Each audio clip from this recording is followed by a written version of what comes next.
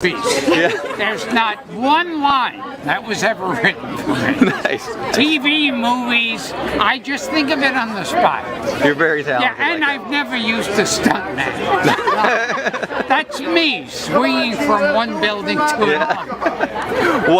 What's your favorite comedy movie, either of you, and what makes it so funny? One that you haven't been in. Oh God! If I wasn't in it, it means it was a good movie.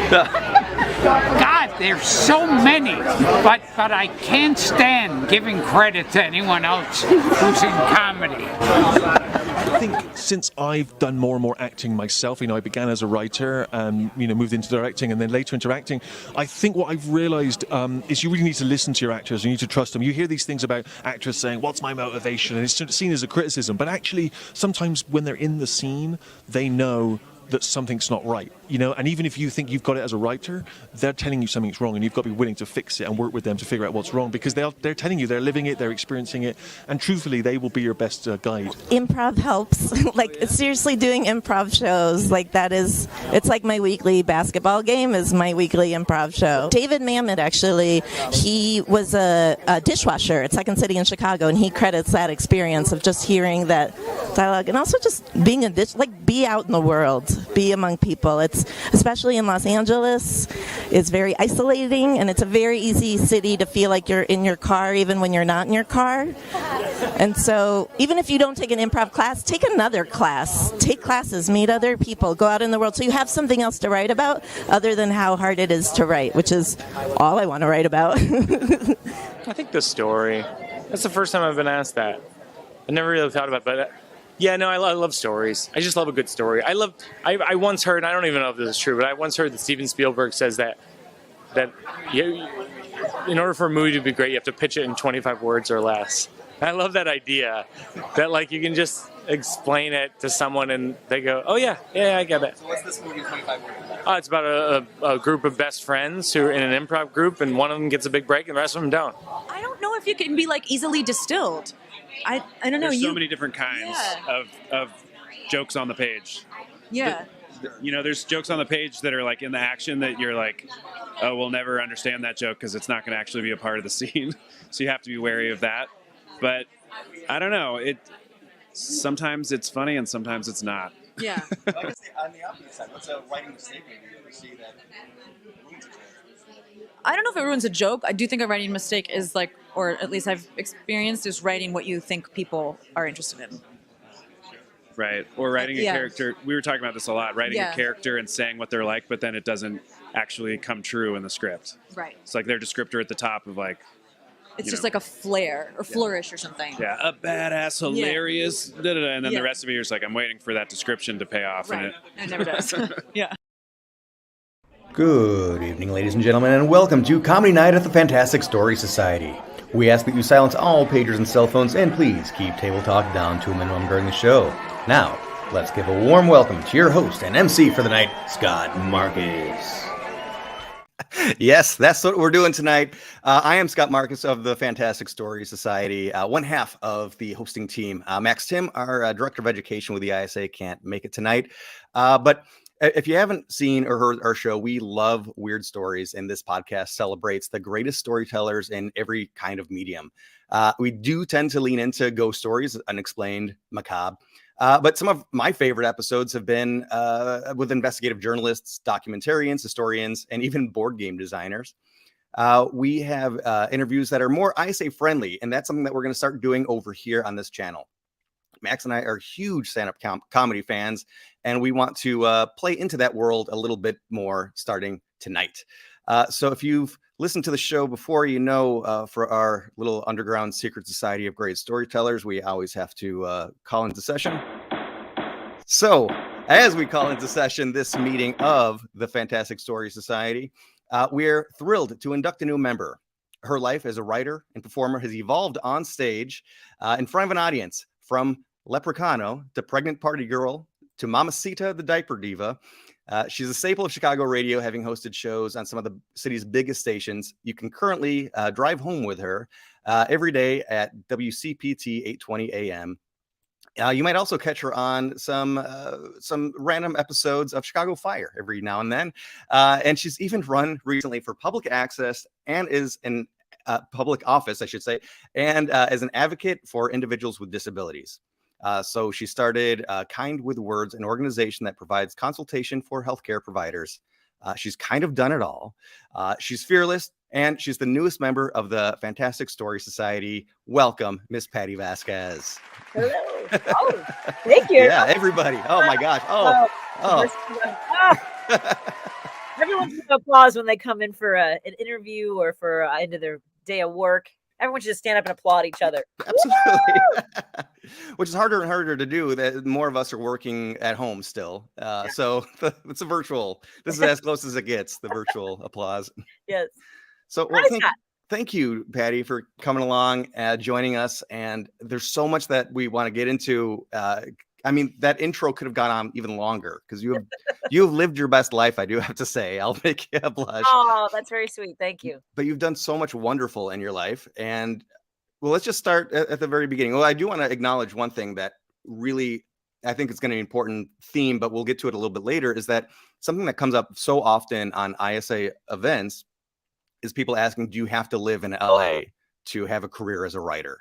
Sure. And you are a working mom who's successful in so many different avenues, but you're also trying to make it as a writer in LA, and you've had different levels of success on that journey.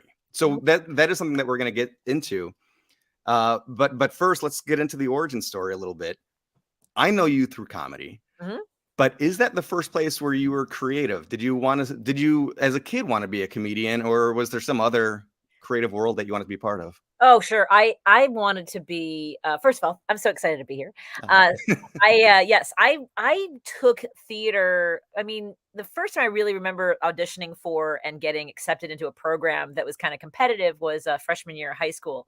The Organic Theater in Chicago, which has a lot of great folks who come out of there and had great writers and directors, had a high school program where I learned stage combat. I learned how to do character study. So I had a whole summer of this intensive program.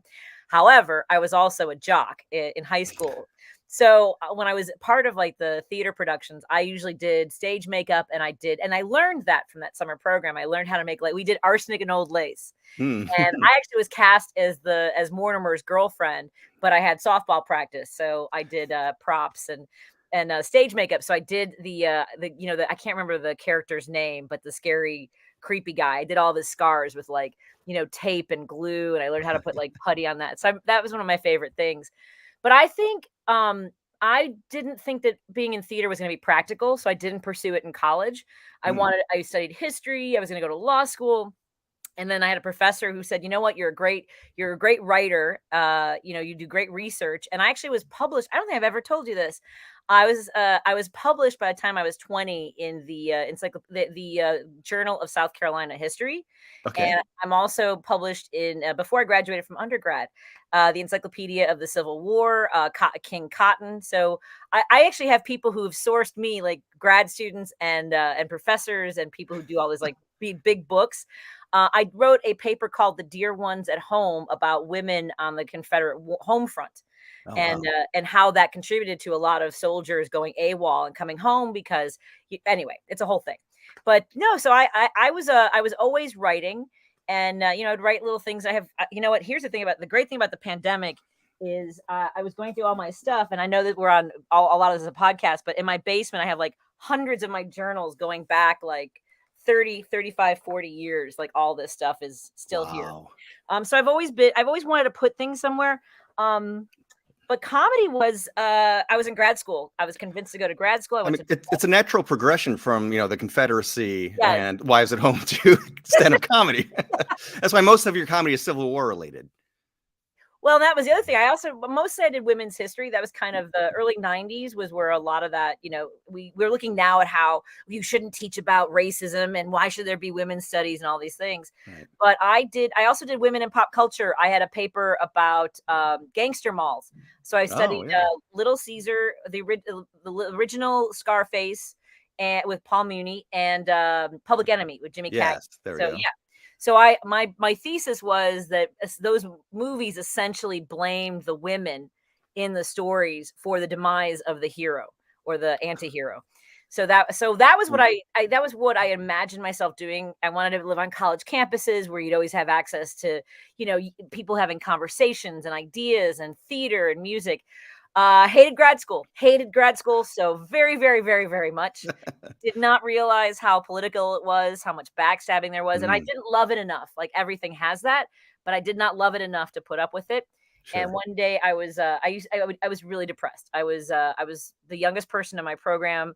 I had nobody to sort of rely on. I was drinking a lot and eating pizza from Gigio's in Evanston.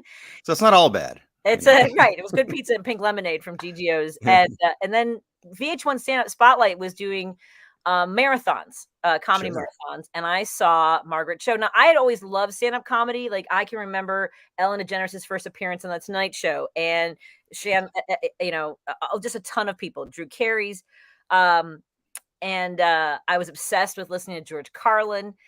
So when I saw Margaret Cho, it was the first time I saw someone who had this sort of immigrant background. Her parents were from Korea, and this sort of anger, but still seeming cheerful about it.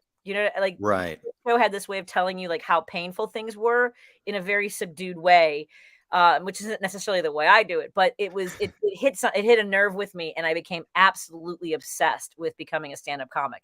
Wow. And by the spring of my first year at Northwestern, I did an open mic, and I dropped out a month later, and I was working professionally within 7 months.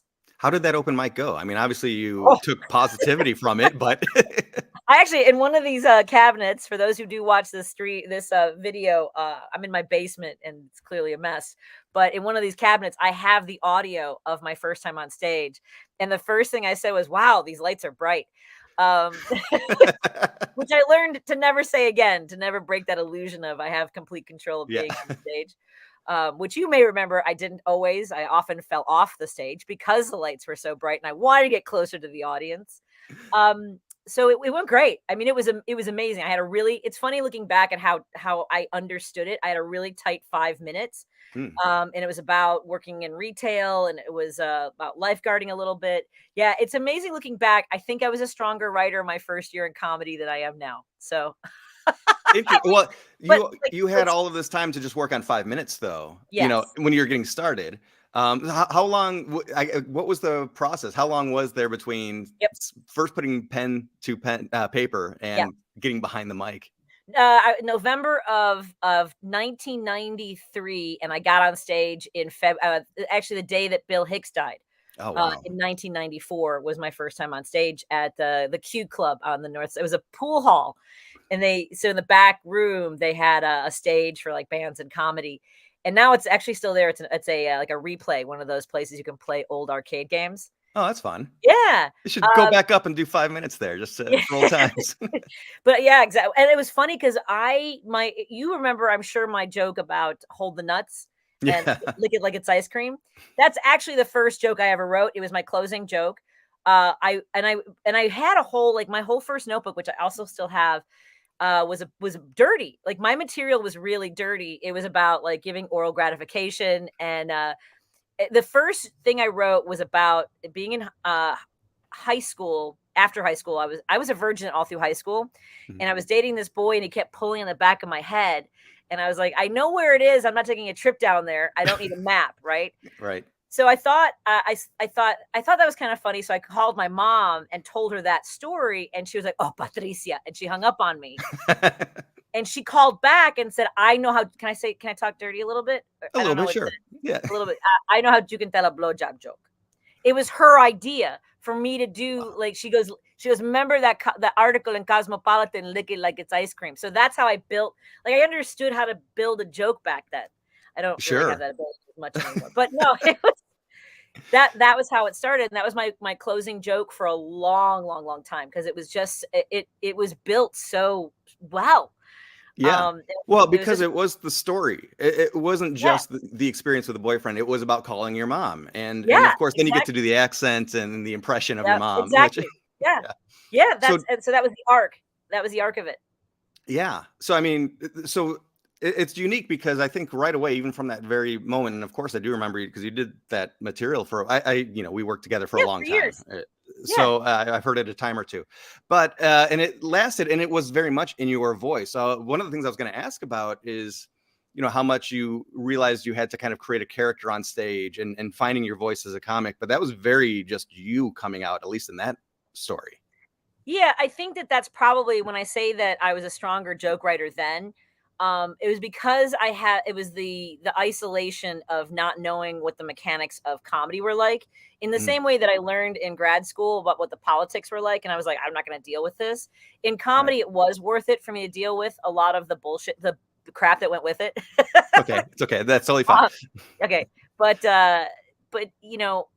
it also made me smaller in a lot of ways. The stuff around comedy made me smaller on stage, and so I think that's what kept me clinging to that original presence way Yeah. longer. Like Kevin Bozeman, who's a really good friend of mine and a great comic, he met with me a few months ago, and he goes, I need you to let go of this material.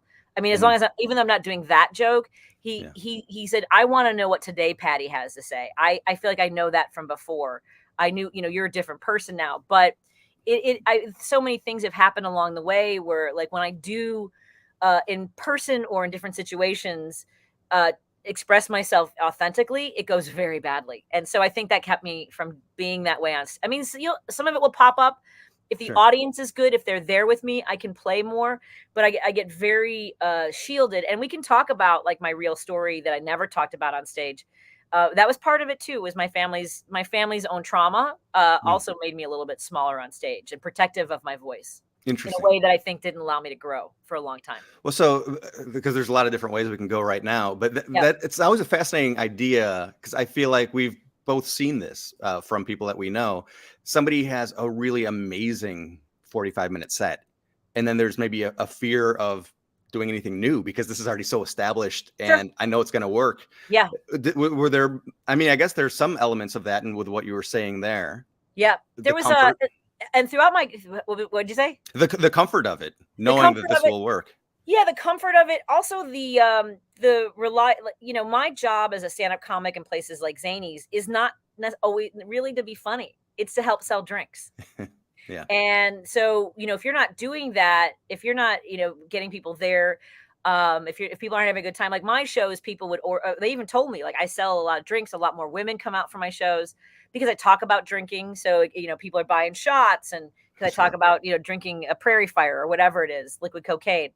But I think there was also, wanting to know I was still going to have work. And I think, for some clubs that definitely did its job. In other places, like the Comedy Works, like places would tell me they loved me and then just never had me back. And I don't know if I don't know what the dynamics were around that. And I will tell you, there've been people along the way who have had a lot of negative impact on me, people who have a lot of pull with different bookers, whether it's clubs in Chicago or nationally. And a comic pulled me into the green room at Zanies in Rosemont about 8 years ago, and I was working on new material, and I had put it in the middle of my headlining set on a Thursday. And you've seen this, Scott. Remember at Zanies where like comics would work on stuff, and there would be, it was storytelling time. It wasn't like set up punchline. And he goes, I was in the back of the room, and it was like 4 minutes went by and you weren't getting a laugh. And he goes, I just wanted to punch you in the face. And I thought, like, can you imagine a guy saying this to another? Maybe they say it to each other, but like, I felt really uncomfortable. And he was giving me a list of things that he felt that I was. It turned out he was angry about something else. He told a mutual friend that he was mad that I didn't show up. He wanted me at a New Year's Eve show 2 hours early. And he wanted to rehearse Old Lang Syne. And I don't even know which New Year's it was. Was it the New Year's my son was sick? Because we did these a bunch of shows together. Anyway, that was in 2014 or so. And I will tell you that had a really chilling effect. When we talk about, being silenced a little bit, like that made me afraid. And I finally worked it out and built the material, but it took a lot longer because of my anxieties and I'm the breadwinner for my family. Yeah. So if this is a threat to like my ability to progress, like that's a problem. Well, I mean, just think about it like, and there's a different dynamic, but it's still in the same world. think about being on a writing staff in a writer's room, Yeah. and hey, you've been pitching ideas today, and none of them were very good. I just wanted to punch you in the face. That's not how things work. That's not how you should manage Yep. creativity. And oh my gosh. I just sent you the name for a shush. But that guy has a lot of power in the comedy world. So it's just really, it's, you know, it is. And yeah, in a writer, in any situation. I mean, where I've worked in a lot of offices where if someone said something like that, you'd be afraid. You'd be afraid. Yeah, of course. And they also said a lot of things like, you know, people always ask why you're not famous. You know, it's because you won't move to Los Angeles, which kind of dovetails with what you want to talk Sure. about as well. And he also, I mean, just he had this list of things that I was like, how long have you been holding on to this? Right. And that's just one of the instances, because we often talk about Me Too or the, you know, women's role or our sort of visibility in comedy, because I'm still seeing show after show with white dudes or mostly almost all men. And throughout my career, you know, it hasn't just been about the sexual harassment. It's been about the power dynamics too.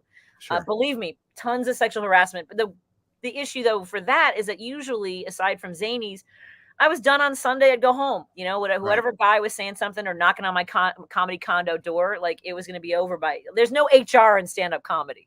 You know, it's not like, Yeah, right. you know. Well, I was going to actually talk about this a little bit too, and I'm hoping that there's some silver lining here, because we've known each other since I think like 1999 or so. So Wow, it's a little bit of a stretch. Yeah. Yeah. And I remember we talked a lot about Letterman's booker at the time. He very famously came out and said women aren't funny, so I'm not going to book a female comic on the show. As you know, as the world has changed, the Me Too movement has come to be as well.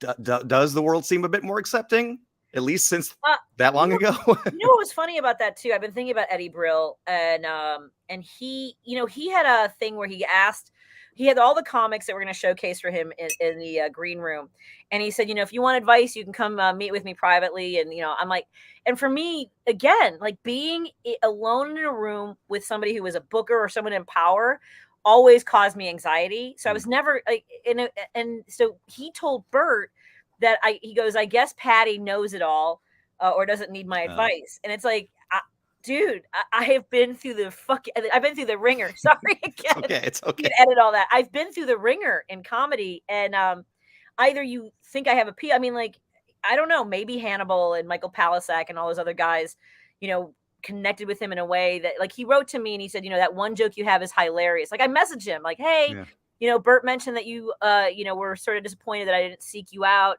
Do you have any guidance? And he said he could see why I did so well. Yeah, it was weird. It was just very strange. And I, you know, I couldn't, and if he ever hears this, I'm comfortable in saying that being told that I should sit alone in a room and get advice from somebody just causes me a lot of anxiety. Sure. I mean, everybody, it's not a blanket. This is how people work. Yeah. I mean, we're all different in every possible way. Right. So what is your, outside of, you know, consulting with Eddie Brill, what was your writing method? Do you really write it, or do you have like, I want to get from here to here, I know this in advance and I'll kind of find my way on stage? You know, both really. The biggest growth in writing I had that left the, you know, the material you had seen over and over again at Vernon Hill Zanies, you know, being Irish and Mexican and working in retail, drinking, party girl, a lot of that stuff really happened when I got pregnant. And it wasn't just the pregnancy. I was the opening act for Puppetry of the Penis at the Lakeshore Theater. And Bert at Zanies for years, when I was working on the breast cancer, Save the Boobies, like he hated that. I came off stage while I was again, this goes back to like working on new material. It wasn't just being afraid of trying new stuff because the old stuff worked. It was because I was literally told by management that I was being too dirty, or that was, you know, that material is beneath you. Comics that I looked up to would tell me after a show, like, I don't really know about the material you're doing. And you see work going away when people say that. And Bert did not like that, the Save the Boobies, the material I was trying to get to that point with. To your point, like, I knew where I wanted to go and I was playing on stage with it. So I stopped when he said that. And then a Puppetry of the Penis, I showed up. They hired me because Rick Hewitt, the owner of Zany, said she'll be great. They wanted a woman to be the opening act. And they said the dirtier, the better.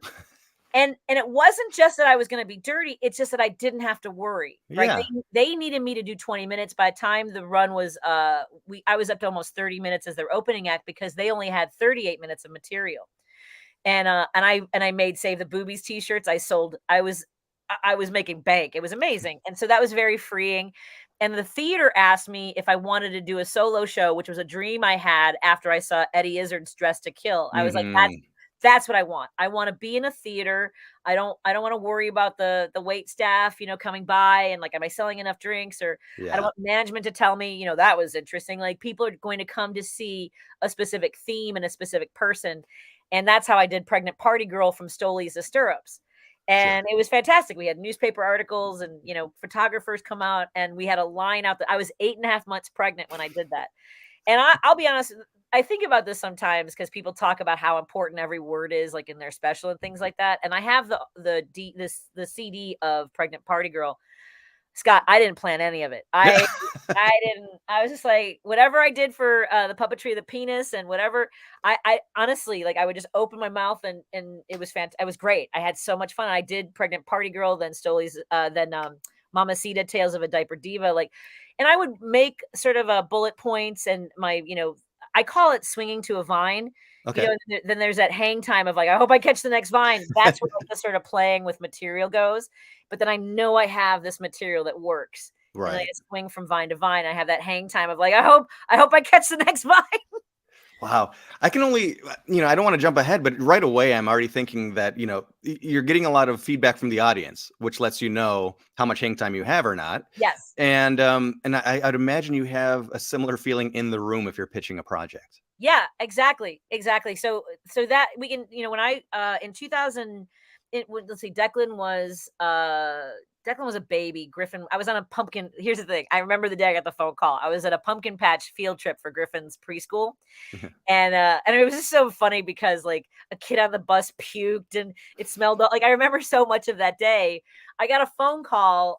This guy had seen me open for, and it was at Vernon Hills Zanies. He had seen me open for the guy who wears all black, Richard Lewis. Richard Lewis. Yeah. There's a few Men in Black. Yes. But Richard Lewis is the quintessential all black. Absolutely. Yeah. And all of that brings back a lot of memories too. But he had seen me years before open for Richard Lewis, and he felt that I had a story to tell. So he started paying for me to go out to Los Angeles to pitch a story based on his concept. Which was hard because like he had this idea that I'm married to an English expat who is drawn to Chicago politics and he wants to run for office here. It was kind of funny that it was actually politically based. Yeah. And so it wasn't really my story. And then as we were doing pitches, he would start to build on like some of the stories I told on stage or things that happened in this 2-flat that I live in with my mom that we bought when my dad got sick. And then we met another producer and writer, and that's how I think you met Kevin Cleary. That was absolutely my writing partner for a long time, and we sold eventually the rights to my life story, called Patti Happens, to ABC Studios. But we wrote, we wrote a lot of scripts from 2010 to about 2015. Biopic about Johnny Carson. I think the one that got the most action was a series called Mulligan that we were developing for ABC Disney Studios. And I'm really proud of all the work that we did. And the thing I will say, yes, in the room, you could tell. I mean, there are people who would be fascinated with my story or love Kevin's energy, or and it was always, you never know if you're getting somebody on a good day or they're just hungry for lunch. Like, here's one of the things I learned. Did we ever talk about this when you go in for a pitch? So if you're sitting at a conference table, if you have the opportunity, sometimes they will let you in first. And if there are windows on one side, you sit on the side where you're facing the windows. Okay. So that the people that you're trying to pitch to have no reason to be distracted by like traffic or a plane or a bird. That's one of my favorite. That's one of my favorite things I learned. That's cool. That's definitely good to know. Yeah, you want to focus on you. Yeah. No, I was just trying to think if their back is to the window, then they're a little bit backlit, so you might not even pick up on some of their. That's true too. It could be. Which is could be a good thing as well. Right. I didn't even notice that person was asleep, and I still kept going. Exactly. Yeah, there were.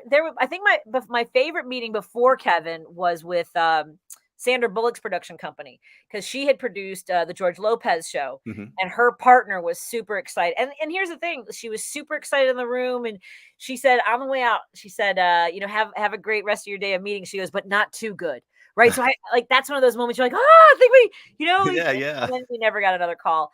That's one of the things that's hard to learn, is that sometimes no answer is your answer. Like if you don't hear back from somebody, a lot of people don't like to be the one that says no. Sure. And They that's just fade hard. away. Yeah.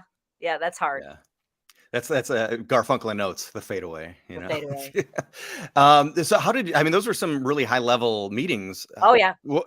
Anything you learned about getting those meetings? How did Well, that happen? Well, Kevin was a literary agent and is a Okay. literary agent. So he had a lot of those connections. He knew people that knew people. Almost all he booked every single meeting that we had in Los Angeles. I think my favorite was at Team Downey.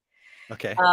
Robert Downey Jr. has offices in Venice, and it is as cool as you would think it was. And we weren't pitching to him; we were pitching to his head of development, Gambino, David Gambino, who was also a producer most recently on Perry Mason on HBO. Oh man, I love that show. Yeah, I feel so bad for them that they canceled it after two. Oh, it's canceled. Oh, Yeah. sad Scott right now, because I really do love that show. I'm Damn. sorry. Yeah. So we were having this meeting. We were pitching a biopic on Johnny Carson, and we had the rights to one of the books about the Tonight Show that included Steve Allen and Jack Parr. Really, so much fun to write. And all of a sudden, the door opens, and this guy is standing there like in a trucker hat, with like a flat bill and like a puka necklace and stuff, and hiking boots, and this is the noise I made. And it was so unexpected. And you know what was funny? My brain, I didn't say anything. My brain always flashes to the weirdest things when I see someone who's been such a part of like my love for storytelling. The first thing I thought of was Less Than Zero. Isn't that the weirdest Oh, thing? wild. Yeah. Yeah, and I didn't say it, but the first thing I was like, I think it's because that's how long I've been entrenched in Robert Downey Jr.'s career, like all the way from the beginning. It's such a great movie. And he was fantastic. He jumped in the chair next to me, and he was in an armchair, and he's like, "What are we talking about?" And it was really fun. And so, I mean, that was a really fun day. And again, another project that we had really hoped. We were thinking of Robert Downey Jr., not for obviously Carson, but for Carson's manager, who was the one that really brought Carson to stardom, who really believed in him. When Carson, his CBS series got canceled, and he was basically, doing magic tricks at a local place in LA. This guy really believed in him. And I think with me and Kevin, like Kevin was like my guy was Kevin. He really believed in me. And it was a hard partnership to lose. That's the other thing about show business is that, like, this is also it's business. Yeah. And I'm not that great with business. People who see the dollar signs and like, I'm with WGA, but I was also somebody who was like, please, let's get our foot in the door. Let's not try to, anyway, that was kind of a difference of where we parted ways, but I'm so proud of the work that we did together. Really great storytelling. Yeah. And so how did you manage this as somebody that didn't live in LA? So I was out in LA 1 week a month. So it's not fair to other parents who don't have my husband. Sure. So he's known since the very beginning that being with me meant that we might move to Los Angeles, or I might be away a lot. Definitely that part with road comedy. But Steve knew that this was part and parcel, because I was doing comedy before we met. And I think to him, it was a better trade-off than him having to move to LA. Sometimes I was out there for 6 weeks, sometimes just a week out of the month. And obviously during pilot season, or the strongest part of pitch season, that was how I made it work. And I also, not only did I sell a series, did we ever talk about, I shot a pilot for ABC Studios for a talk show with Tisha Campbell Martin and Nicole Sullivan. These are like the weird things in my career, like always so very close, And then No, I know. Over the pandemic, we, as we all did a whole lot of binge watching of old TV shows. We watched some Scrubs, my wife and I, and when Miss Sullivan came on for her repeating character, I'm like, oh, Patty knows her. Yeah. And that's all I'll say right now. Yeah, it was weird to be on a set, and the also when you're when you're the newcomer, has a less experience, and the way they negotiate contracts, I was at a severe disadvantage for that. But I also knew that if it took off, I would be able to supplement that with live performances. I would do stand-up comedy, like Craig Ferguson was doing that every weekend.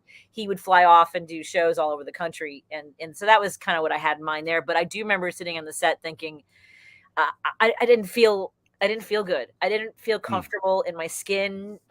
It wasn't that it didn't feel real. It felt harsh. Everything felt very severe. It wasn't.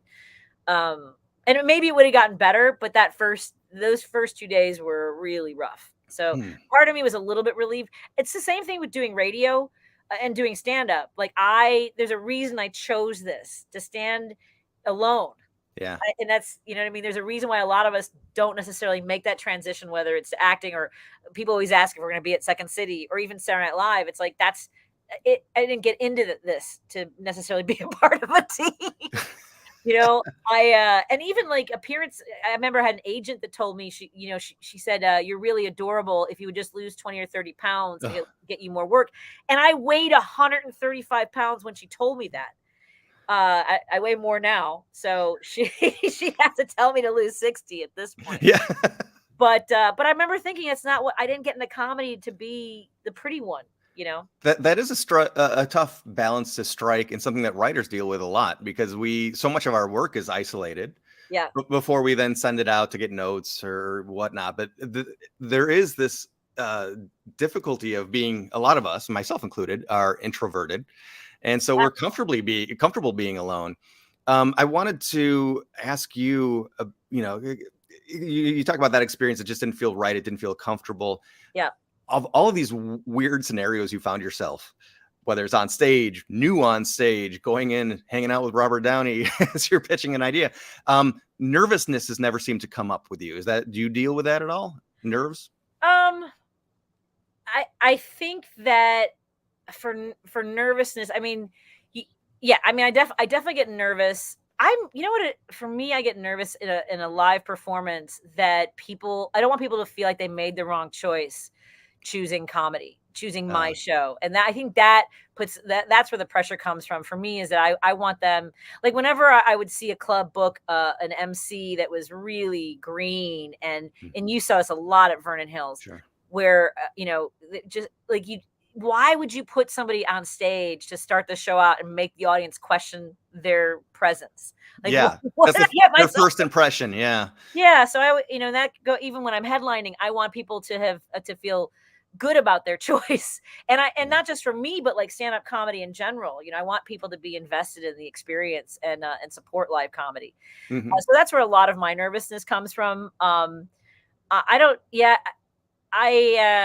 I get nervous that people have seen the same material over and over again. That makes me uncomfortable. You would think it would make me write more, like try new material, but it's hard. It is really, really hard. And there's a comic named Paul Kelly who this is what I aspire to. He said he tries to do, he breaks his act up into 20 to 3 parts, 20 minutes of material that is exactly the same as last time. That maybe someone who liked you a lot, they brought friends and they want to hear that one joke that you tell. Yeah. 20 minutes of material that builds off of that, that expands it, tries new things, plays around with it, and 20 minutes of new material. And that's kind of I'm not a write a whole new hour every year comic. Sure. I don't have the confidence. I'll be honest. Like, as far as trying new stuff, I watch a lot of specials. I think Wanda Sykes's special, her latest one, is fantastic. That's what I aspire to. I think her, Kathleen Madigan, some of that voice is definitely. And do you remember when Wanda had 5 people at a show in Vernon Hills? I had heard that, and it was I think I was, because at that time I was like working on movie sets and then working at Zany's in between movies. That's right. So I think I missed Wanda, but I heard she had like just won a huge award the night before. And then come to play Zany's, where she was not a big mainstream name yet. And 5 people were in attendance. Those people came to a lot of my shows afterwards because of the show and how we did that show that night. Like, we weren't like, geez, nobody showed up. We just did our, she acted like this was just a private show for them and they deserved her full energy. And it was great. I learned a lot that night. That's awesome. That's all. Let's talk more about those types of lessons learned moments, because I think those are always they're fun, they're inspirational, and people can take with those. Do you have more that just come to top of your head? And I know you had a fun moment in LA at the Improv on Melrose, meeting with I think it was Lewis Black's manager. Oh and yeah, I feel Lewis like Black. I had a terrible set. It was so funny because Lewis had sent his managers to come see me. And so I kind of had, so that night I was really nervous. Los Angeles doing stand-up comedy in Los Angeles. Like I've only performed there a few times, and that was the worst show I ever had in Los Angeles. It was so funny because the guy who drove us, me and Kevin were riding with one of the guys we brought on as a producer. We were working on different projects, and he was such a negative Nelly the whole way there. He was just like, well, if this doesn't work, I don't really know. It was just such a Debbie Downer the whole way, and it got in my head. I wasn't in the right space. I chose material that was kind of outdated. It was bad. It was a train wreck. And actually, I take it back. I did 2 terrible shows. That was one, and I had done a Last Comic Standing audition on the same stage. And that one, like, I talk fast. I'm guessing people probably are noticing that already. But I mean, it was the fastest I'd ever talked in my entire life, because right before me, Butch Bradley had gone up right before me, and Butch and I are pretty similar, like high energy and very positive, and Greg Giraldo stopped him. Who's a really good friend of mine, was a really good friend of mine. And he stopped him and called him a hack, and just tore into him. And I had a massive anxiety attack behind the curtain. I was like, oh God. I mean, I knew I would be okay with Greg. Greg was going to, be nice to me regardless, but it was Natasha LeVar. Does that sound right? Leone. Natasha Leone. Natasha. Oh, of course. From like no. There's a Natasha something. They replaced Whitney Cummings, was the original judge that season, and Andy Kindler. It was a woman. All right. I want to say, I can't remember the woman's name. She's still doing stand up, and she's done really well. But they let me do the whole 2 minutes, and I did the Declan material about Declan having special needs, and then I talked about like jobs and things like that. And they let me do the whole 2 minutes. And at the end, Kindler and Natasha said, you've got something, but it's just not there yet, kind of a thing. And Greg said, I love you. Well, Greg followed me out and said that not only had I talked too fast, but they'd had like 5 or 6 other moms who talked about their kids with cancer or Downs. And I was like, Ligero. Yeah, Natasha Ligero. Thank you. Thank you, Eric. Yes. And I was like, and like that's something that can't, just because you saw 6 moms out of 1,000 talk about a child, like, is my take unique is the question, right? But he said that was a downer, and they didn't want it and stuff. So it was rough. Those were really hard. And I think, again, it was one of those things where I probably got smaller because I was like, okay, I guess I'm not an LA comic, kind of a thing, even though I done well at the what's the one in Pasadena, and Ice House. The Ice House and the Comedy Magic Club. I did really well at those spots too. But there were also like the late night shows. Even when I had management at that point, they would tell him they were looking for the next Amy Schumer, which, whether it was young or dirty. But that is another thing, is that like if you look, a lot of the women, aside from Wanda and Kathleen, a lot of women are really dirty, and I think they often are rewarded, and then so women think that's what I have to do. And I can be dirty. I was dirty before these girls were born. But well, it's an interesting point that we as screenwriters, whether it's film, TV, whatever, we always say don't try to write for the market you think that's there. You follow your own passion. Yes. But is that true also for comedy? Because you have to kind of know who are the types of people that are coming to the clubs, and it might not connect. I don't know. Yeah, and anything can happen. Anything can contribute to you not connecting to an audience, right? From the door person being a jerk to everybody, and they're grumpy when they get there. That would often happen at Zany's downtown. Or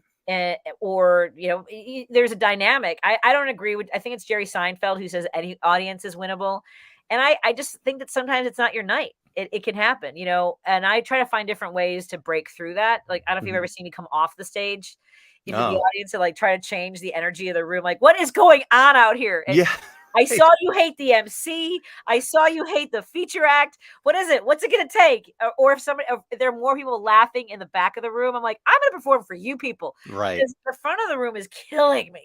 Yeah. So I play around with it that way. I try to find those moments. And that's a little bit like you can't write that.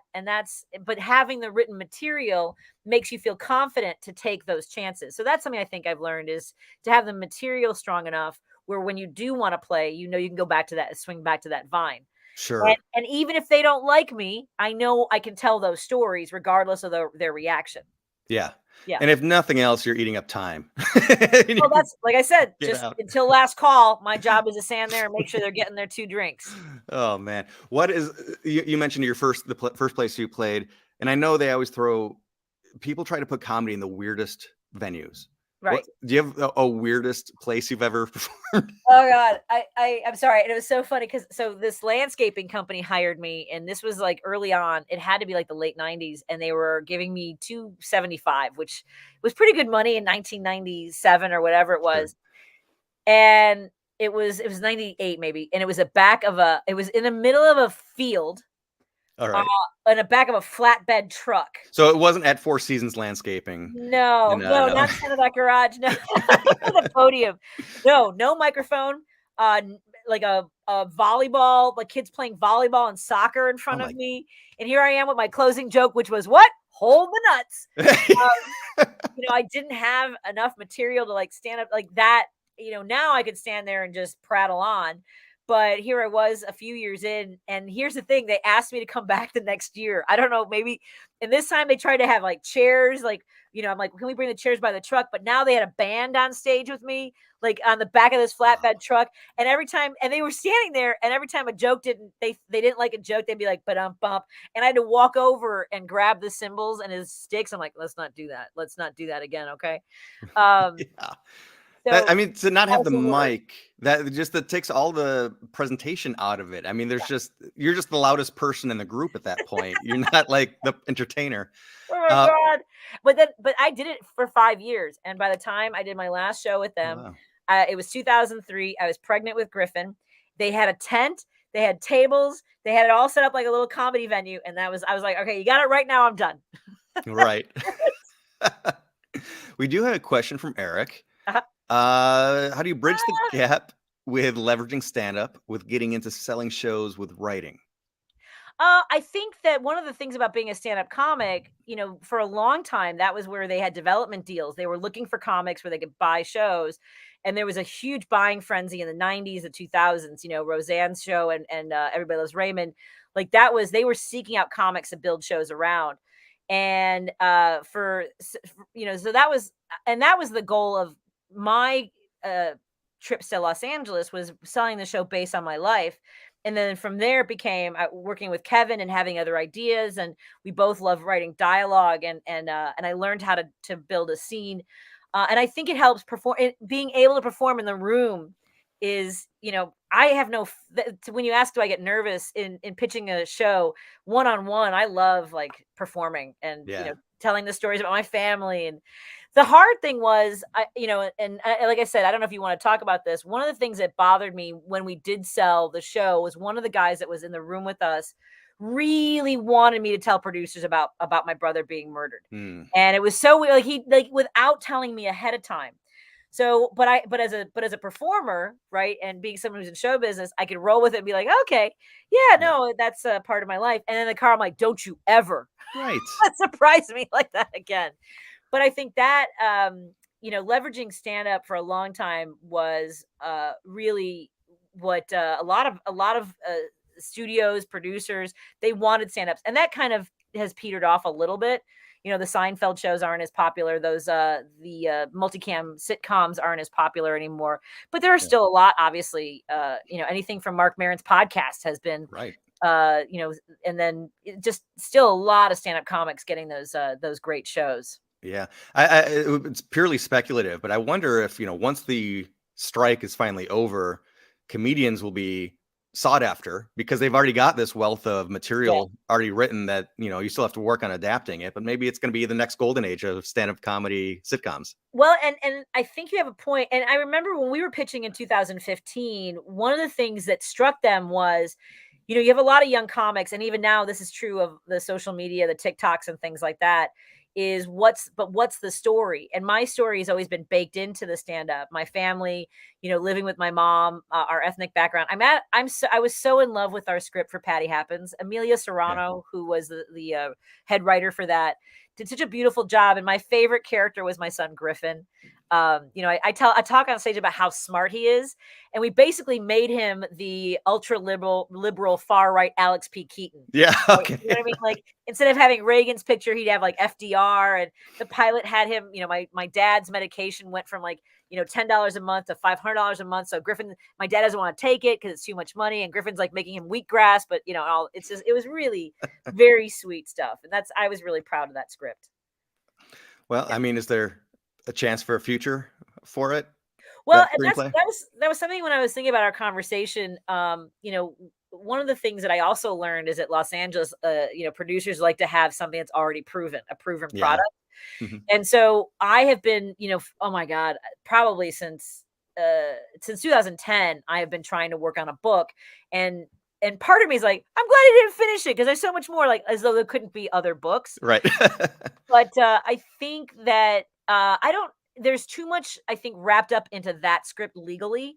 That I would need to create an entire separate, a book, something that's that also lends itself to a solo show, gives me an opportunity to perform, anywhere in theaters and corporate events and things like that. So that's the goal right now. Is I'm writing a book. I had some people that were interested right after my campaign when I ran for state rep, and I sent them some of the material, and they're like, "We're not a really big publishing house. You're going to need better lawyers for this one." So it's also a matter of like and again, I talked about, feeling smaller. If Eric remembers coming in and doing my shows at WGN, like that was a place where, the way I describe it is the show was great. Everything around it was BS. It was really a hard time. And I'm still dealing with like extracting all of that out of that experience. How long did you do that show? It was a while. Yeah. From 2013 until 2019 till, June 16th, 2019, when they found a reason to in a humiliatingly way. I mean, it's so funny. Like some people get fired, and you're like, you tell your friends and family. I always let go. Mine was in the paper. It was it was on social media. WGN and Patti Vasquez part ways, and the next day it was like radio host loses her job over F-bomb. Things like, which I had not sworn, but they found a reason. Yeah. Turns out when you say that a high-powered executive grabbed your ass and sexually harassed you for years, they find a way to get you to shut up. Anyway, I'm fine. Oh, Patty. So with it coming to radio, I was curious, and again, you're very authentically you on stage a lot, not so much of a character. You're not Emo Phillips or something, but still, was there, going from the stage to radio, were you consciously trying to be more authentically you, or were you trying to be Patty on stage? Did you have any of this thought process? Yeah, I mean, it's funny you asked that because there was a producer I worked with that would manipulate the content of the show and tell stories that we eventually found out were not even true. Like he admitted that to the operations manager, and I was livid because that was the one thing, because radio is so intimate. I've always been authentically myself. There is, and almost embarrassingly so often, like I don't, like a friend of mine just messaged me, he's going to be on my show, and he's like, what do you want to talk about? I'm like, it's not 5 o'clock yet. Just figured out on the fly. I do. I mean, and some of that is because of the stress that happened at WGN, especially in the last 6 months. I'm so happy at WCPT. The station manager stopped me in the hallway one day, Mark Pinsky, and he goes, "Hey, I need to talk to you." And I go, "Oh my God, what'd I do wrong?" And he looked at me and he goes, I've never had a problem with you. And I said, you're surprised, aren't you? Yeah. Because of the reputation I had at WGN of being like difficult to work with, and I caused all this drama. And I was like, yeah, dude, that wasn't the whole story. Yeah. So I really, no, I never thought about like even a character that I had. There was an improv guy that I had to do our show with and he done so many favors with us for me that I had him on regularly, and the audience, he was kind of hit or miss with them. But even that, I wasn't crazy about the bit. I didn't like doing like sort of performance bits. Like we would do contests. My favorite thing was called What's in the Box. And it was listeners, we would read reviews from Amazon that were either an adult toy or an appliance. And I've heard a couple of these segments. Yeah. Yeah, so stuff like that, just genuine laughs. I mean, that was my favorite thing about that show is we genuinely were having a lot of fun on the show. The station manager once said, I'm not really crazy about having so many guests in studio. I want Patti. I want to let Patti be Patti. And I don't think he ever understood that having people in studio, having the opportunity to not only talk to people I found fascinating, but also that did bring out the real Patti, was having those conversations. Me just talking to a microphone and imagining people listening never really worked for me. Sure. I mean, I do it better now. I feel more confident doing that. But when I'm at the end, it's so funny. When I do a show that doesn't have a lot of guests on it, I am exhausted by the end of the show. Sure. But none of it is. So I had an audition for WPR in Madison. Okay. And so I was down to me and one other person, and they asked me. They said, "So how much of your show is scripted?" And I was like, "Scripted." I don't know what that means. I was like, "Well, we have a sort of framework for what we're going to talk about." Never. My show was never scripted. Yeah. And so when I went to audition for them, they had like everything was like on a tablet, and like there was a script that would, it was a prompter. And one of the things that they asked every single reference that they called, Bert from Zanies, Senator Dan Katowski, and Scott Stantis from the Tribune, they asked them, can Patti keep her opinion to herself? So I did not get the job because no one, I think they all made the same sound you just did. Yeah, right. Because that's not why somebody would want to hire you. But and that was, but the guy who liked me from WPR listened to me in the middle of the night, and I'm sure he knew that he just wanted to take a try at it, but there was just no way. Yeah. There's just no way I could keep my, and they said not even just on the radio, but being out having meals. We were at a restaurant, and they were like, do you think you could be out to eat and not, talk loudly about how much you hate the president?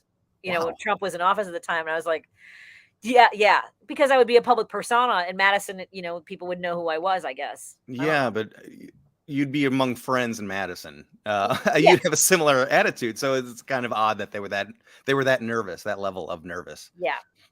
So we are coming up against it, and you have a whole show to do after this. Exactly. I don't know what it's going to be yet. But so I wanted to ask, and maybe we can kind of wrap up or finish up with this. Do you have, I guess we could talk about comedy or what you're doing currently on the radio, but do you have a goal with the entertainment you're trying to put out into the world? Yeah, my goal is, it's taken me my entire career to get back to knowing why I started, which is, and I love that quote by Robin Williams, comics are often people who have experienced a lot of pain, and we know what it feels like, and we don't want other people to feel that way. So in order to shield ourselves and protect ourselves from our own trauma, and I do, to your question about, do I do a persona? I'm aggressively cheerful on stage is the way I like to put it. And that is me. That's my go-to. I was going to say, you love to laugh, and you don't stifle a laugh. Right, exactly. Yeah. And I am, but I have my limits to that too. And I think that's something that Robin Williams struggled with, and I know he had other medical issues, but I know what my limits are, and what I love when people see my show or they hear me on the radio. And that's why I got involved in advocacy, is they often don't have somewhere to put that. They don't have the energy to to put their story out there, or to find kindred spirits. And they see that in or they hear that in the stories I tell on the air or on stage. Anytime someone says, oh my God, I thought I was the only one, or they feel consoled by, my sharing something that can be really painful, and do it in a way that doesn't make everybody feel horrible about it. Sure. That's kind of, I guess my goal is to. And the other thing is, I know I keep wanting to talk about this. I want to be able to tell the story from the point of view of a survivor's family of a serial killer, because it's so rarely. My brother was murdered by Gacy, and that's always kind of been in the background of my comedy, of like even changing my name to Vasquez and not wanting people to know Bonin, because it's a very uncommon name and easy to trace to Mike. But I wanted to protect that until I felt ready. And what a smart little 22-year-old I was to protect that, because now I feel like I'm in a position, like that's why I did the Netflix documentary, Conversations with a Killer. I also want people to know that there are things that you can find in life that can make you laugh, that can be a way to express yourself, to also honor those, whether it's yourself or people you've lost or people who are struggling. And tell those stories. I guess that's my goal.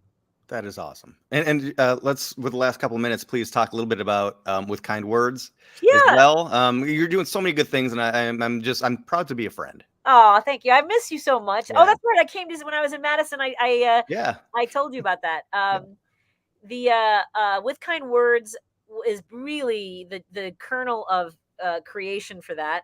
Was when Declan was born. My son was not breathing when he was born, and they kind of were like, well, we're gonna examine him, and he seems like he has an infection, and it was far worse than that, and no one was really telling us that. And they kept saying he's gonna go home in 3 days, but he was on life support, so we knew it was worse. And then a week later, we were like, and they said, well, we're gonna need a few more days. He needs more oxygen. He needs to get stronger. And after 2 weeks, we were afraid to ask, but the neurologist came in, and he said. He was the first one. He was almost too blunt. There wasn't like a shot across the bow for bad news. Yeah. Well, I'm not entirely sure he's ever going to walk or talk or surpass the intellectual ability of a 2-year-old. I'm not even sure he's going to survive. And like he took away a whole world of the dreams that we had for our family, and put us in a world of never. And my goal with Kind Words is to talk about finding that grace of and mourning the life that you thought you were going to have, whether it's a diagnosis of an illness or an accident, but also to talk to medical professionals and educators about how their language lands. I talk about empathetic listening, because there's some really tragic stories about moms taking the lives of their children who have severe disabilities, or taking their own lives, and just finding, like, kind of being aware of those warnings of where that might be and why. I mean, sort of this whole universe that people don't really understand what it's like to be on this end. But I try not to talk to families. I don't market it to families, because I also, as I mentioned, not everybody can have my husband or my son or my support system here. I don't want to be like, I did it, why can't you? Sure. Because I struggle too, and that's not necessarily. I'd rather tell medical professionals and educators that heaviness of it rather than other families. If it's part of my comedy show, that works. But yeah. That's With Kind Words. That's wonderful. If you were doing nothing but making the world laugh as you do, that would be more than enough. But you're doing so much more. Patti, we are so happy to have you as the newest inductee of the Fantastic Story Society. Thank you for having me. Well earned, well deserved. Thank you everybody for watching, both live and on the broadcast. And we've got some really, really fun shows coming up. And speaking of fun shows, I'll have to come out and see you again live somewhere, Patti. I'll have to come to Madison. Let's do it. Let's do that. We got a great comedy club not too far away. Broadway, yep. Yep. All right.